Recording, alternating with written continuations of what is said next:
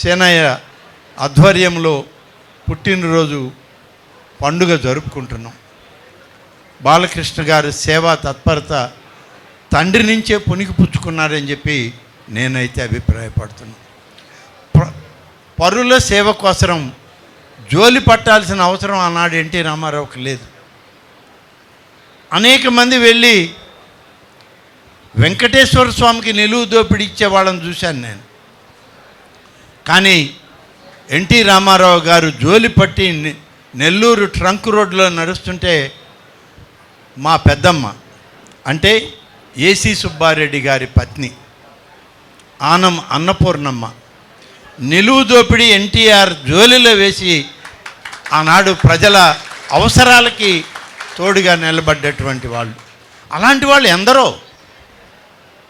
అలాంటి పరిస్థితి చేసి అప్పుడు హోంమంత్రిగా ఈ రాష్ట్రంలో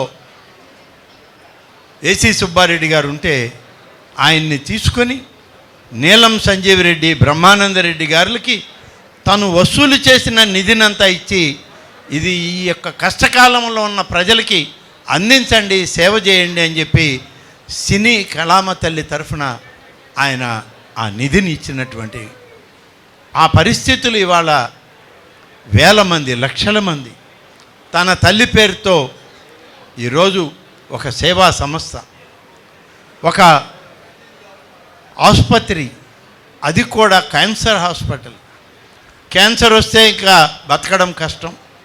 క్యాన్సర్ వస్తే దానికి నయమయ్యేదే లేదు, మందులు లేవు, వచ్చిన వారంతా కాలం చేయాల్సిందే అన్నటువంటి పరిస్థితుల్లో తల్లి పేరుతో బసవతారకం క్యాన్సర్ ఇన్స్టిట్యూట్ని పెట్టి ఇవాల్టికి ఎన్ని పనులు ఒత్తిడి, రాజకీయంగా ఉన్న, సినిమా కళారంగంలో ఉన్న ఆ సేవలో మాత్రం ఆయన అడుగు వెనక్కేయకుండా బసవతారకం ట్రస్ట్కి చైర్మన్గా, ఆ ఆసుపత్రికి చైర్మన్గా ప్రతి మాసం బోర్డు మీటింగ్ అటెండ్ అవుతూ ఇంకేమి చేయాలి, ఇంకా కొత్త ఎక్విప్మెంట్ ప్రపంచంలో ఎక్కడుంది, ఎక్కడ స్పెషలిస్టులు ఉన్నారు తెప్పించండి అని చెప్పి ప్రతి నెల విచారించి ఆ ఆసుపత్రి అభ్యున్నతికి పాటుపడుతున్నటువంటి వ్యక్తి శ్రీ నందమూరి బాలకృష్ణ గారు అని చెప్పి ఈ సందర్భంగా మనవి చేస్తుంది.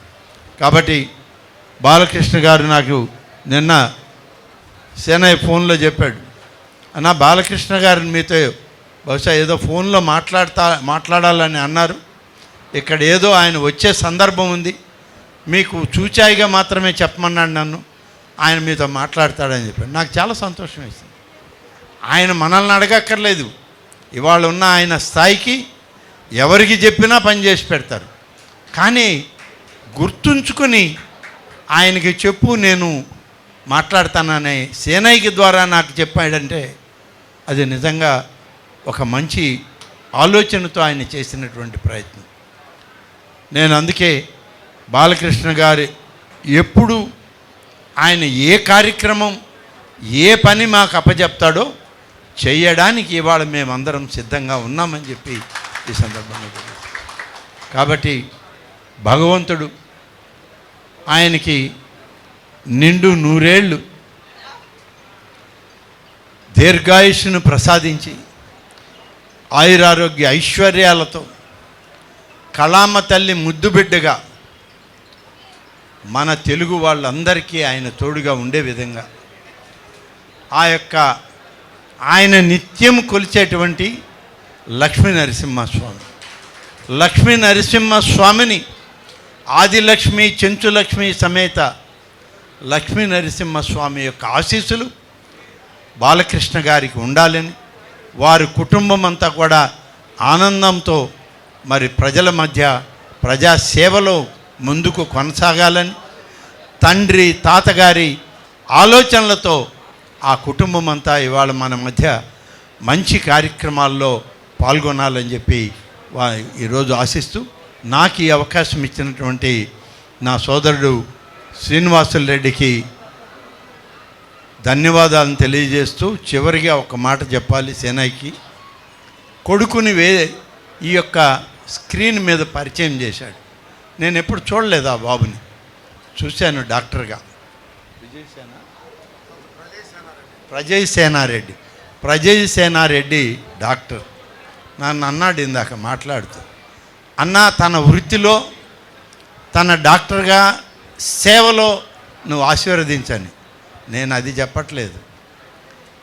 ఎవరి భవిష్యత్తు ఎలా ఉంటుందో నేను సేనయ్య చాలం చెప్పడానికి. ఆ బిడ్డ భవిష్యత్తు బంగారు భవిష్యత్తు కావాలి. తను తన తల్లిదండ్రులు లేకుంటే మా సీనయ్య సత్యమణి సంధ్యమ్మ ఏదైతే తన బిడ్డను కావాలని కోరుకుంటున్నారో అది అయి తీరుతాడు. ఇది దేవాదాయ శాఖ మంత్రిగా నిరంతరం నిత్యం దేవుణ్ణి కొలిచేటువంటి ఒక రాజకీయ ప్రస్థానంలో ఉన్నటువంటి వ్యక్తిగా ఆ బిడ్డకు లక్ష్మీ నరసింహస్వామి ఆశీస్సులు నిండుగా ఉంటాయి.